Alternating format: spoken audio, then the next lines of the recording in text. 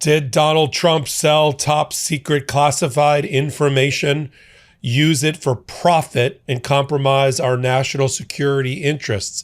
That's a question that's being asked again by Democrats in the House led by Representative Jamie Raskin after there's been new reporting that Jack Smith told Merrick Garland while he was special counsel in an update report that there were two major pieces of top secret classified evidence or information that Donald Trump kept after his presidency was over, one being so sensitive that only 6 people in the United States, including the president, had the security clearance in order to review it. And yet Trump was waving it around on an airplane, his airplane, from Palm Beach Airport back to LaGuardia Airport back in 2023.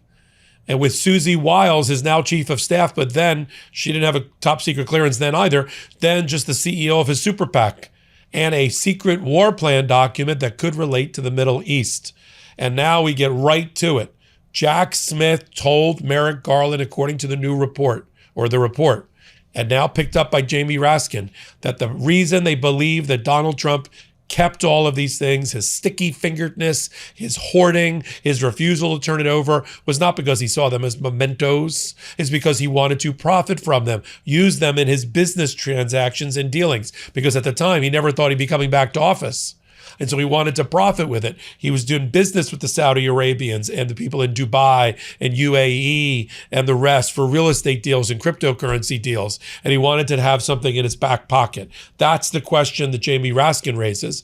And new information that I didn't know before today, until Raskin raised it in his letter to Pam Bondi, is that Pam Bondi, the Department of Justice, may have just violated the very order that they demanded that Judge Cannon put in place to protect Jack Smith's Volume 2, everything about Mar-a-Lago and his investigation can't be produced, has to be permanently banned and barred, even for future departments of justice. And they just cherry-picked information from the report, gave it to the House Republicans to try to make Jack Smith look bad. Now all that did was violate Judge Cannon's order that Bondi demanded. Oh, lean in, everybody. And I'll tell you what this was that I flashed on the screen in a moment here on MeidasTouch. I'm Michael Popok. Take a minute, hit that free subscribe button for Legal AF YouTube. We knew from our following of the Mar-a-Lago matter that Donald Trump and his sticky-fingeredness and his hoarding and his taking top secret and classified documents with them, stashing them in bathrooms and in dining rooms at Mar-a-Lago, spilling out into the hallway when the FBI executed their search warrants. We knew that in there were top secret information, classified information. We talked about it. We talked about it at length on Legal AF about war plans and nuclear codes and different things that we believe were in there. We knew about maps that he was showing to people in his office on his plane. He was showing maps to people that were classified while he was writing a book. There was a book writer there, for his former chief of staff, Mark Meadows. We knew all that. What we didn't know was there were other maps and other top secret president's eyes only documents that he was also holding on to and showing to people both on a plane, and this is the aircraft manifest for the plane ride, including Susie Wiles. That's now part of Jimmy Raskin's submission to Pam Bondi because he got his hands on it. We know that. We also know about the map, and we know about the document that only 6 people in the world have enough security clearance to review. And we know that Jack Smith, based in his update report that he was providing to Merrick Garland as part of his duties, that he informed Merrick Garland that he thought the working theory was the motive was profit, to sell this information, to use it in his business transactions. Here's what the report actually said. One other thing on the use of classified documents I want to bring to your attention. This is Jack Smith to Merrick Garland. We've identified a classified map that we believe Trump may have shown to individuals on board an airplane after he left office.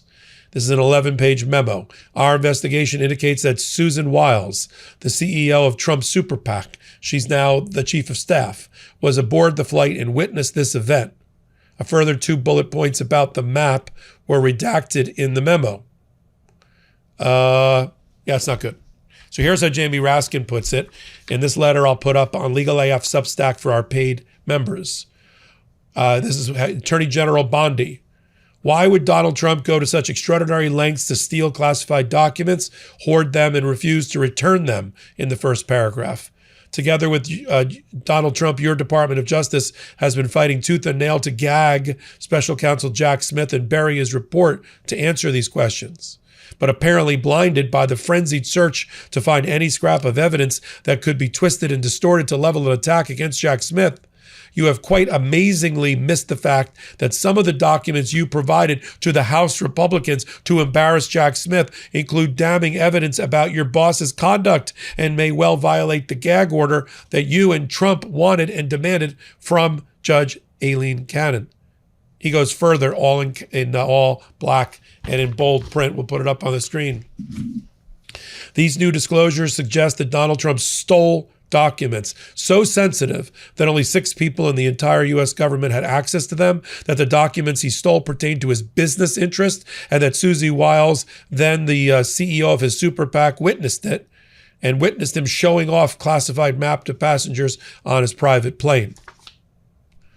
This glimpse into the trove of evidence behind the cover-up reveals a president of the United States who may have sold out our national security to enrich himself. It's a profit motive. He then went on to outline how Pam Bondi has violated Judge Cannon's order. Judge Cannon just issued an order because Trump demanded it, in which she not only sealed in a tomb forevermore the Jack Smith's Volume 2 report about Mar-a-Lago and about the espionage and obstruction of justice committed by Donald Trump as alleged, but she also tied the hands of future Department of Justices to ever release it. Well, then how do they get to cherry pick the information that supports it and there was a next to it and give it to the House Republicans? There's no congressional exemption for a judicial order. Well, I didn't really violate it because I gave it to the MAGA Republicans in Congress. That's not a thing. And that's what Jamie Raskin is saying. So somebody's going to have to go back. The problem is, who's going to go back to Judge Cannon? All the parties are on one side. They're all on the Trump side. There's nobody left. There's no independent Department of Justice on this issue. That's why you need a special counsel.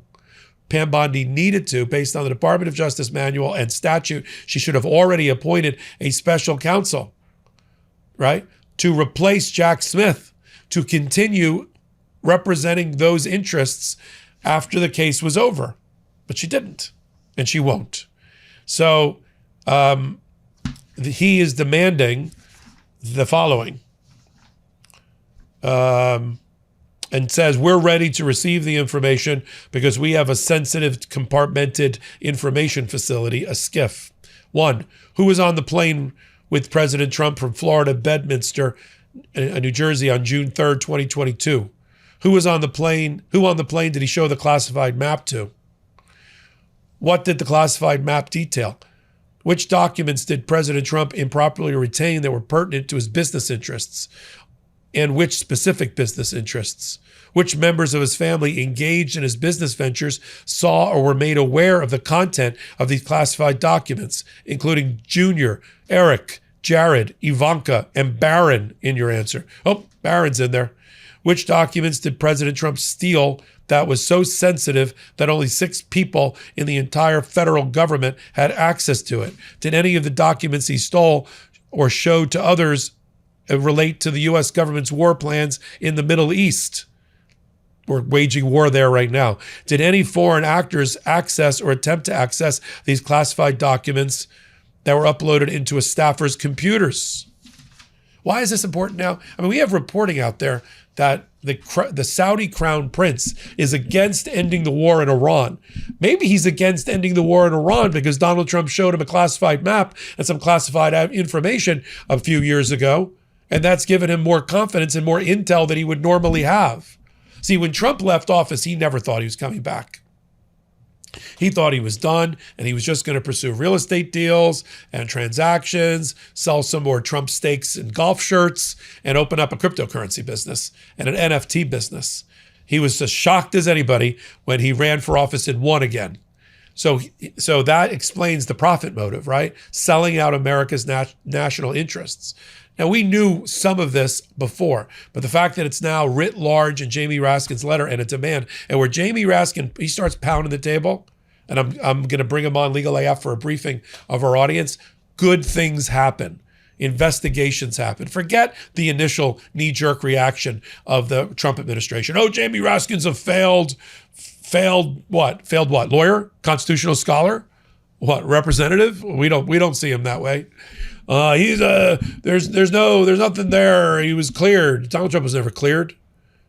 You know, he had his judge of choice, Aileen Cannon, fire the special counsel and dismiss the indictment. That doesn't clear him at all. We'll continue to follow it. You're on MeidasTouch and Legal AF. Take a moment, hit the free subscribe button, and help us continue to grow Legal AF YouTube. We're going to hit 1.1 million subscribers over the weekend with your help. Until my next report, I'm Michael Popok.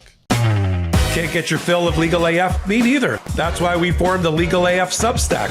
Every time we mention something in a hot take, whether it's a court filing or a oral argument, come over to the Substack. You'll find the court filing and the oral argument there, including a daily roundup that I do called, wait for it, Morning AF. What else? All the other contributors from Legal AF are there as well. We got some new reporting. We got interviews. We got ad-free versions of the podcast and hot takes. Where? Legal AF on Substack. Come over now to free subscribe.